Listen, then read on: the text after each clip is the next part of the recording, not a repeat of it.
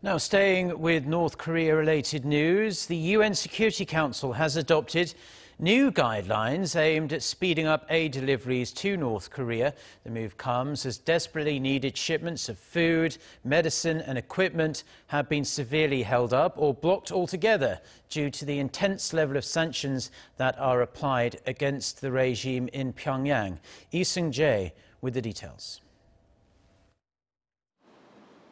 The United Nations say around 10 million people in North Korea need food and other assistance, while about 20% of North Korean children are stunted due to malnutrition.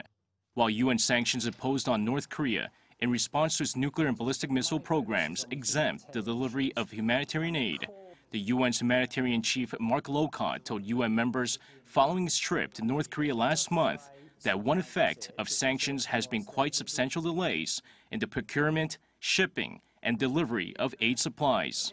In response, the Netherlands, which chairs the Security Council Committee monitoring sanctions against North Korea, announced Monday that none of the 15 council members objected to new guidelines aimed at speeding up aid deliveries to the north.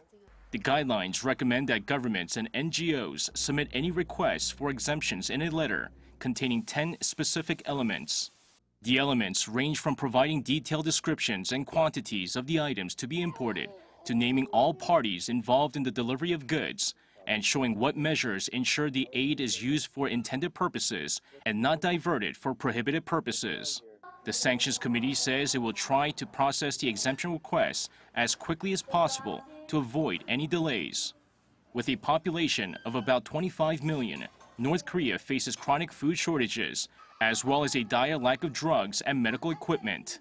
Despite the ongoing sanctions on the north, the new guidelines should bring new hope to those in need.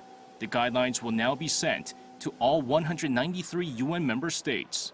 Seung-jae, Arirang News.